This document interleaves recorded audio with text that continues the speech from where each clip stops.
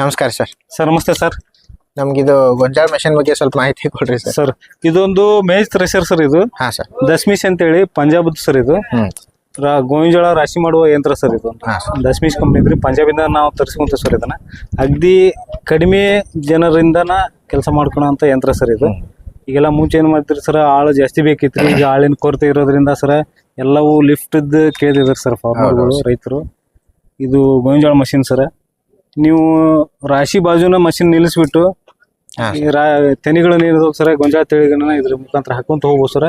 ಇದು ಲಿಫ್ಟ್ ತಗೊಂಡ್ ಹೋಗ್ತೈತ್ರಿ, ಹೋಗಿ ಡ್ರಮ್ನೊಳಗ ಇದು ಮಾಡ್ತೈತ್ರಿ, ಡಂಪ್ ಮಾಡ್ತೈತಿ. ಡಂಪ್ ಮಾಡಿದ ನಂತರ ಕಾಳುಗಳನ್ನ ಏನ್ ಮಾಡ್ತೈತಿ ಸರ್, ಲಿಫ್ಟ್ ಮುಖಾಂತರ ಹೊರಗೆ ಚೆಲ್ಬಹುದು ಸರ್. ನೀವು ಅದ್ರ ಟ್ರಾಲಿಗೂ ಹಾಕ್ಬೋದು ಸರ್, ಬುಟ್ಟಿಗೆ ಇಟ್ಕೋಬಹುದು ಅಥವಾ ಚೀಲಕ್ಕೂ ಶಿಫ್ಟಿಂಗ್ ಮಾಡ್ಕೋಬಹುದು ಸರ್. ಅಂದ್ರೆ ಒಂದ್ ಇಬ್ರು ಇದ್ರೆ ಒಬ್ರು ತುಂಬಿಕೊಡೋದು, ಒಬ್ರು ಹಿಂಗ ಹಾಕೋದು, 2 ಜನ ಬಿಡ್ತೈತಿ. ಅಲ್ಲಿಂದ ಕಾಳು ಅಲ್ಲೇ ಲಿಫ್ಟ್ ಆಗುತ್ತೆ ಸರ್. ಹೌದ್ರಿ ಸರ್. ಮತ್ತೆ ಇದು ತೆನಿ ಹಾಕೋದು ಇಲ್ಲಿಂದ ಸರ್. ನಿಮ್ಗೆ ಏನೈತ ಸರ್, ಅದು ಆ ಕಡೆ ಕಾಳು ಬೀಳ್ತೈತಿ. ಇಲ್ಲೇನಿದೆ ಸರ್, ಅದ್ರದ್ದು ತೆನಿ ಹಾಕಿದ ನಂತರ ಏನು ಬೆಂಡ್ಗಳು ಬರ್ತಾವಲ್ಲ ಸರ್, ಬೆಂಡ್ ಅದು ಅನ್ವಾಂಟೆಡ್ ಸರ್, ವೇಸ್ಟ್ ಅದು ಬೆಂಡ್ ಇಲ್ಲಿ ಬಂದು ಬೀಳ್ತೈತೆ ಸರ್.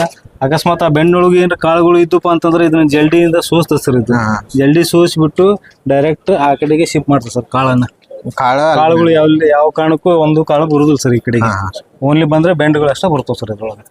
ಇದೇನ್ ಸರ್ ಇದು? ಇದೇನೈತಲ್ ಸರ್, ಇದ್ರೊಳಗ ಸಣ್ಣದ ಸುಂಕ ಅಂತ ಹೇಳಿ ಬರ್ತದೆ ಸರ್.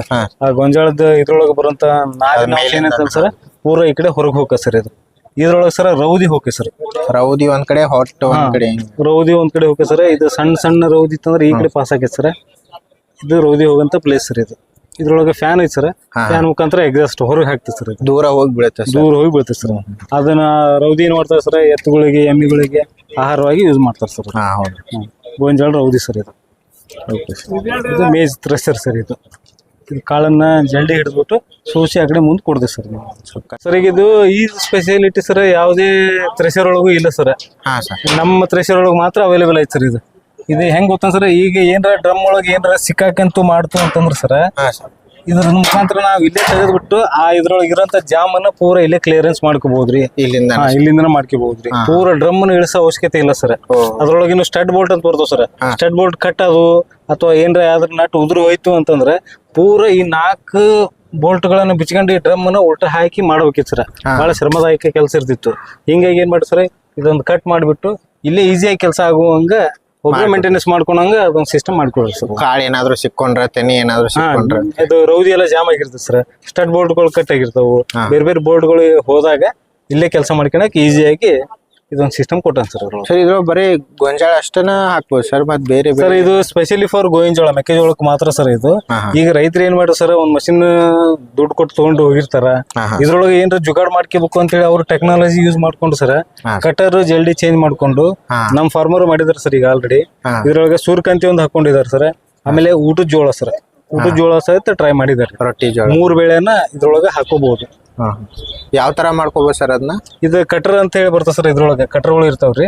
ಅದ ನಂತರ ಇವು ಜಲ್ಡಿ ಇರ್ತದೆ ಸರ್. ಇದು ಈ ಜಲ್ಡಿನ ಚೇಂಜ್ ಮಾಡ್ಕೋಬೇಕಾಗತ್ತೆ ಸರ್. ಅಂದ್ರೆ ಅವು ಕಾಳುಗಳು ಸಣ್ಣ ಇರ್ತವೆ. ಆ ಕಾಳುಗಳನ್ನ ಜಲ್ದಿ ಸೋಸಿ ಕೊಡ್ಬೇಕಂದಾಗ ಇದು ಕಟರ್ ಜಲ್ಡಿನ ಚೇಂಜ್ ಮಾಡ್ಕೊಂಡ್ರೆ 3 ಬೇಳೆನ ಇದು ಒಂದ ಮಷೀನ್ ಒಳಗೆ ಹಾಕೋಬಹುದು ಸರ್. ಸರ್ ಮತ್ತೆ ಎಷ್ಟು HP ಟ್ರ್ಯಾಕ್ಟರ್ ಬೇಕು ಸರ್? ಇದಕ್ಕೆ ನೋಡಿ ಸರ್, ನಿಮ್ಗೆ 35 HP ಮ್ಯಾಗಿಂದ ಟ್ರ್ಯಾಕ್ಟರ್ ಯಾವ್ದೇ ಟ್ರ್ಯಾಕ್ಟರ್ ಆದ್ರೂ ನಡೀತದೆ ಸರ್. 540 RPM ಒಳಗೆ ಈ ಮಷಿನ್ ರನ್ ಆಗ್ತದೆ ಸರ್. ನಿಮ್ಗೆ 540 RPM ಒಳಗೆ ನಡೀತೈತಿ. 1 ಅವರ್ ಒಳಗೆ ಎಷ್ಟು ಕಾಳು ಹೊಡಿಬೋದು ಸರ್? ಒಂದು 60 ಕ್ವಿಂಟಲ್ ಇದನ್ನ ಕಾಳನ್ನ ಬೇರ್ಪಡಿಸಿ ಕೊಡ್ತದೆ ಸರ್ 1 ಅವರ್ ಒಳಗೆ ಸರ್. ಅಂದ್ರೆ ಒಂದಿನ ಪೂರ್ತಿ ಕೆಲಸ ಮಾಡಿದ್ರು ಏನು ಪ್ರಾಬ್ಲಮ್ ಏನು ತೊಂದರೆ ಇಲ್ಲ ಸರ್. ನೀವು ಡಿಪೆಂಡ್ ಅಪಾನ್ RPM ಹೆಂಗ್ ಹೊಡಿತೀರಿ, RPM ಮೇಲೆ ಇರ್ತದೆ ಸರ್. ಒಳ್ಳೆ ಕಂಡೀಷನ್ ಇರುವಂತ ಟ್ರ್ಯಾಕ್ಟರ್ ನ ಯೂಸ್ ಮಾಡ್ಬೇಕಾಗತ್ತೆ ಸರ್. ಯಾಕಂದ್ರೆ ಈಗ ಒಬ್ರದ್ದು ಹೊಲದಾಗ ಹೊಡಕ್ ಹೋದಾಗ ಕಸ್ಟಮರ್ದನ್ನ ಇದನ್ನ ನೋಡ್ಬೇಕಾಗಿರ್ತದೆ ಸರ್. ಯಾಕಂದ್ರೆ ಅವರು ಆಳ ಕಾಳನ್ನೆಲ್ಲಾನು ಹೇಳ್ಕೊಂಡು ಇಟ್ಕೊಂಡಿರ್ತಾರ. ಅದನ್ನ ನಾವು ನೀಗಿಸ್ಬೇಕಾಗಿತ್ತು. ಒಬ್ಬ ಆಳಿಗೆ 400 ರೂಪಾಯಿ ಪಗಾರ ಇರ್ತದೆ ಸರ್. 6 ಇಂದ 8 ಜನ ಇರ್ತಾರ. ಅವ್ರದ್ದು ನೋಡ್ಬೇಕಾಗಿತ್ತು. ನಮ್ ಗಾಡಿ ಏನಾರ ಕೆಡ್ತು ಅಂದಾಗ ಅವ್ರಿಗೆ ತೊಂದರೆ ಆಕೈತೆ ಸರ್. ಅದಕ್ಕೊಂದು ಒಳ್ಳೆ ಕಂಡೀಷನ್ ಇರೋಂತ ಗಾಡಿ ಯೂಸ್ ಮಾಡ್ಬೇಕು ಅನ್ನೋದು ಇದು ಉದ್ದೇಶ ಸರ್. ಇದು 540 RPM ಮೇಲೆ ನಾವು ಈ ಟ್ರ್ಯಾಕ್ಟರ್ದ ಪುಲ್ಲಿನ ಇದಕ್ಕೆ ಕನೆಕ್ಷನ್ ಮಾಡ್ಕೊಂಡು ರೊಟೇಷನ್ ಆಗುವಂಥದ್ದು ಸರ್. ಇದು 540 RPM ಗೆ ಆಮೇಲೆ ಇದು ಯಾವುದೇ ತರದ ಹುಕ್ ಹಾಕನು ಇದು ಸೆಟ್ ಆಕೈತಿ ಸರ್ ಇದು. ಹಾ ಸರ್. ಒಂದೊಂದು ಗಾಡಿ ಒಳಗೆ ಮಿಲಿಟರಿ ಹುಕ್ ಅಂತ ಹೇಳಿ ಬರ್ತದೆ ಸರ್, ಸಣ್ಣ ಬಳಿದ್ ಬರ್ತೈತಿ. ಅದಕ್ಕೆ ಲೆಂತ್ ಇರೋಂಥದ್ದು ಪಿನ್ ಹಾಕಿ ಯೂಸ್ ಮಾಡ್ಬೋದು. ಇದು ಯಾವುದೇ ತರದ ಹುಕ್ಕ ಇದ್ರು, ಎಲ್ ಶೇಪ್ ಹುಕ್ಕ ಇದ್ರು, ಮಿಲಿಟರಿ ಹುಕ್ಕ ಇದ್ರು ಎಲ್ಲದಕ್ಕೂ ಹೊಂದುವಂಗೆ ಈ ಸಿಸ್ಟಮ್ ಮಾಡಿಸಿದೆ ಸರ್ ನಾವು. ಓಕೆ. ಇದನ್ನು ನಾವೇನ್ ಮಾಡಿ ಸರ್, ಕಸ್ಟಮರ್ ಫೀಡ್ಬ್ಯಾಕ್ ತಗೊಂಡ್ಬಿಟ್ಟು ಕಸ್ಟಮರ್ ಯಾವ್ಯಾವ ಟೈಪ್ ಬೇಕು ಆ ಕಸ್ಟಮರ್ ಫೀಡ್ಬ್ಯಾಕ್ ಪ್ರಕಾರ ಈ ಮಷೀನ್ ನಾವು ರೆಡಿ ಮಾಡ್ಸಿದ್ವಿ ಸರ್. ಹಾ ಸರ್. ಪ್ರತಿ ಸರಿ ಪ್ರತಿಯೊಂದು ಮಷೀನ್ ಬಂದಾಗೂ ಒಂದು ಬದಲಾವಣೆ ಮಾಡಿಸಿರ್ತೇವೆ ಸರ್ ನಾವು. ರೈತರ ಫೀಡ್ಬ್ಯಾಕ್ ತಗೊಂಡು ಇದನ್ನ ಬದಲಾವಣೆ ಮಾಡಿಸಿದ್ವಿ ಸರ್. ಮತ್ತಿನ್ ಬೆಲ್ಟ್ ಗಿಲ್ಟ್ ಏನ್ ಇಲ್ಲೇ ಬರ್ತದೆ ಸರ್? ಹಾ ಸರ್, ಇದು ಮಷೀನ್ ರನ್ ಆಗ್ಬೇಕು ಅಂತಂದ್ರೆ ಇದು ಪೂರಾ ಮಷೀನ್ ರನ್ ಮಾಡ್ಬೇಕು ಸರ್. ಇದು 4 ಬೆಲ್ಟ್ ಮುಖಾಂತರ ಇದು ನಿಮ್ಗೆ ಇದು ರೊಟೇಷನ್ ಮಾಡುತ್ತೆ ಸರ್. ಸರ್ ಏನ್ ಸರ್ ಇದು ರೇಟ್? ಸರ್ ಇದು ರೇಟ್ ಬಂದ್ಬಿಟ್ಟು 3,07,500 ರೂಪಾಯಿ ಸರ್ ಫುಲ್ ರೇಟ್. ಇದಕ್ಕೆ 1 ಲಕ್ಷ ರೂಪಾಯಿ ಗೌರ್ಮೆಂಟ್ ಸಬ್ಸಿಡಿ ಸಿಗ್ತೈತಿ. 2,07,500 ರೂಪಾಯಿ ಬೀಳುತ್ತೆ ಸರ್. ಹಾ ಸರ್. 1 ಲಕ್ಷ ಸಬ್ಸಿಡಿ ತೆಗೆದ್ಬಿಟ್ಟು.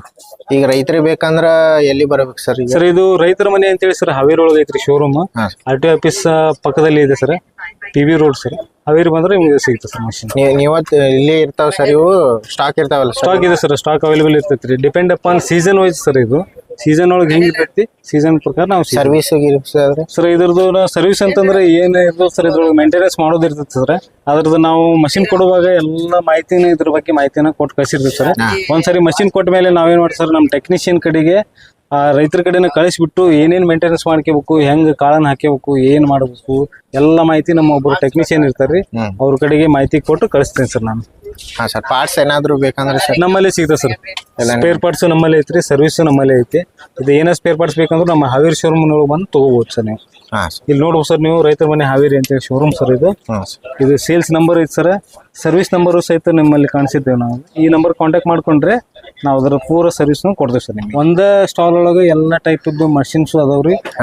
ಮಷಿನ್ ಅದಾವಪ್ಪ ಅಂತಂದ್ರೆ ಅದರದ್ದು ಸೇಲ್ಸ್ ಐತ್ರಿ, ಸರ್ವಿಸ್ ಐತಿ, ಸ್ಪೇರ್ ಪಾರ್ಟ್ಸ್ 3 ಅವೈಲೇಬಲ್ ನಮ್ಮ ಕಡೆನೇ ಇರೋದ್ರಿಂದ ಕಸ್ಟಮರ್ಗೆ ಜಾಸ್ತಿ ಅಡ್ಡಾಟ ತಪ್ತೈತೆ ಸರ್. ಒಂದೇ ಸೂರಿನಾಗೆ ಎಲ್ಲ ಐಟಮ್ಸು ಸಿಗ್ತಾವು, ಸರ್ವಿಸು ಸಿಗ್ತದೆ ಸರ್. ಓಕೆ ಸರ್, ಮಾಹಿತಿ ಕೊಟ್ಟಿದ್ದಕ್ಕೆ ಧನ್ಯವಾದ. Thank you sir. Thank you.